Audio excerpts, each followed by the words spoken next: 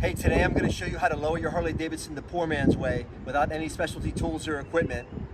You do this at home in your garage, in your house with tools you probably already have, but I want to warn you, give your wife some shopping money and send her out for an hour or two because you're not going to want her to see what you're doing. I'm going to be putting a suspension lowering kit on this 1998 Harley Davidson Fat Boy. I'm going to show you a really neat way to lower the rear suspension on a Harley Davidson Softail without having any specialty tools. Usually I do this job with my hydraulic press. You have to compress the hydraulic shocks that are underneath the transmission to add the extending links to lower the suspension. But I'm going to show you how I used to do it back in the old days when I didn't have any money, I couldn't afford specialty tools. Really neat trick, you can do this in your garage. And so I got the bike jacked up so that the wheel is off the motorcycle lift. I just used 3 V-blocks to block the chassis up so I can access under here. And you can use anything that'll fit, but I like them because they give me a lot of room to work. These are the 2 shocks that are underneath the transmission. You have to get up under here and get these bolts out. You take a 3/4 inch wrench. There's one here, and there's one in the front on each side that you have to get to. One on the other end of that shock link over there on the primary side of the bike. I get under here with a stubby wrench because you can put the stubby wrench on that shock link and smack it with a hammer and get those bolts busted loose. And then the stubby wrench gives you room to work underneath the bike. A lot of times a longer wrench, 3/4 inch wrench, is gonna hit the table, so the little stubby is nice. If you have a shorter wrench, that'll work too. But I put the stubby wrench on the shock. Just give it a good smack with a big hammer. And you can see why the short wrench is so convenient for getting under here. Same goes for this rear shock bolt.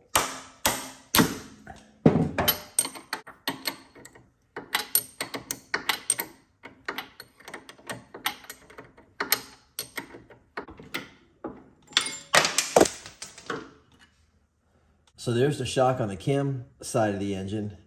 Now let's go back to the primary side of the bike and take the other shock out. And here's to show us shocks out of the bottom of the Softail. The way you lower the bike is by adding this extended shock link. And you can see how much longer this link is than the stock link.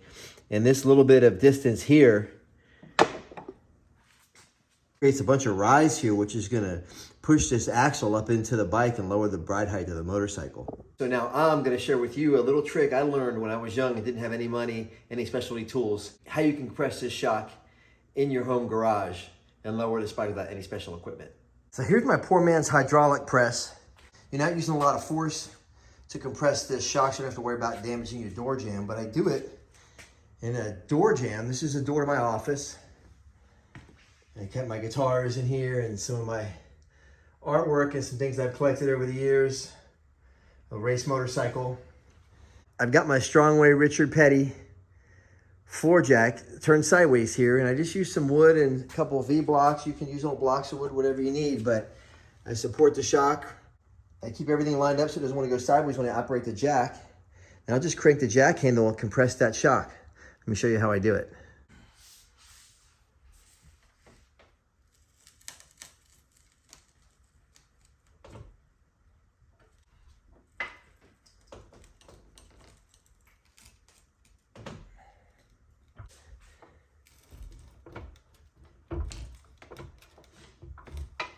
And you said get in here with a little hook scribe and pull this ring out. And release the pressure on the jack and let the shock extend itself.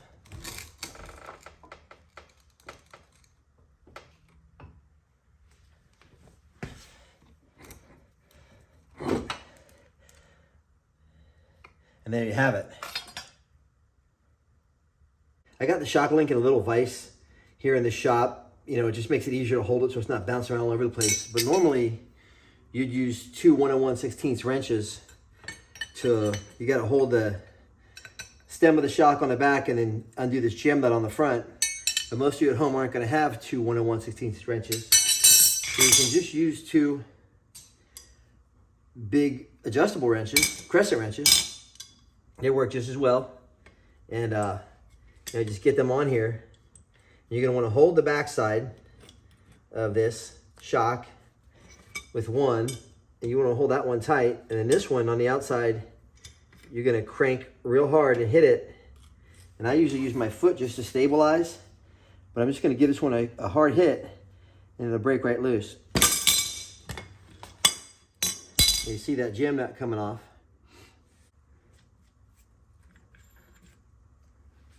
I wouldn't normally do this on my floor these days, but this is how I used to do it. This is probably how you're going to do it at home. So I figured I'd show you just how it's going to look in your garage. There's the shock away from the old link. I'll line these eyelets up and show you the difference in length. That little bit of difference in length on the bottom of the shock when compared to the length of the swing arm lowers the bike about an inch, inch and a half. So I just want to show you that. Now I go back and I just screw this puck onto the lowering link. I'm going to screw this shock back into it, tighten everything down, and reinstall it in the shock canister.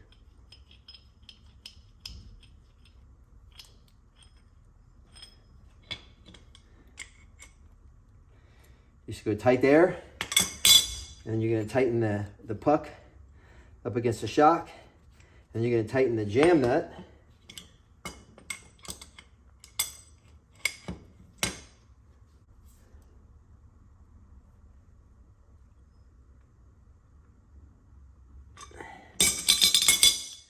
There you go, ready to go back into the can. So I just slide it back in the same way it came out.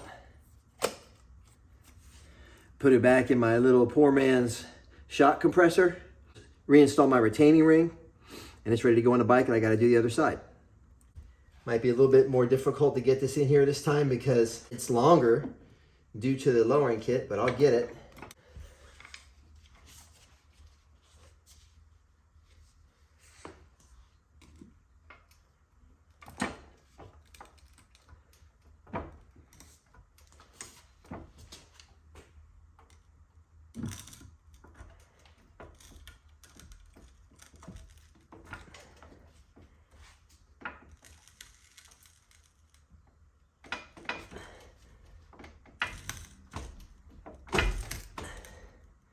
Reinstall my retaining ring.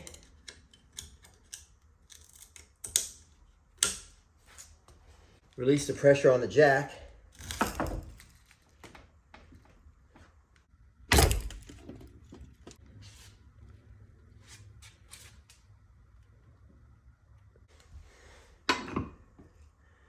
There you have it. All right, and then I just want to show you again with the shock side by side. So this one has the lowering kit installed. This is still the stock shock before you install the lowering kit. And you can see the difference in length, and that's what's going to drop the ride height of your motorcycle. Now, this is a very important step. You're going to want to get your broom and sweep up real good because there's going to be dirt and grease that comes out of those shocks. You don't want your wife to find out you did this in the house. So sweep up real good. You want to check, make sure your door is still open and closed. Good. Here's another little tip and trick I use with a hydraulic floor jack. If you have an HMC pneumatic lift or another type of lift that has the rear wheel panel comes out, if you don't have one, then you gotta get one. These HMC lifts are really great. But what you can do is you can slide your floor jack underneath here with a piece of wood and jack your tire up and down, because right now the shock doesn't want to align with the swing arm because the shock is now longer than it was when it came out. So let me show you how I do this.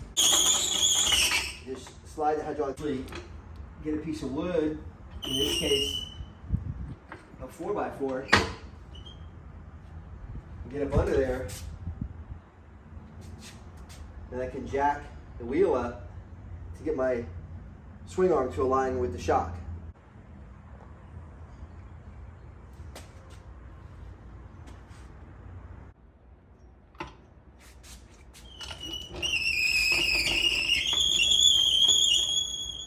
I'm just reinstalling the shocks now, and you can see this is the extended link on the cam side of the bike. I already got the shock in on the other side, and the front bolt on this side is already in.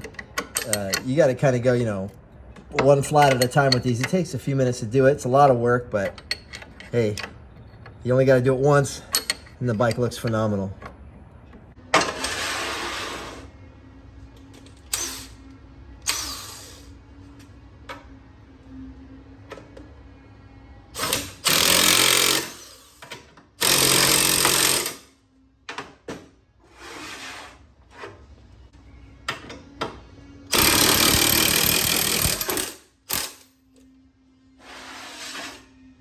So I use the HMC pneumatic lift in my shop. I have several of them. They're great. I suggest you go get one. This is not paid content. It's what I use, but these are the best lifts I've ever used in almost 40 years in the business. So makes life a lot easier if you like to work on your bike and customize your bike in your garage.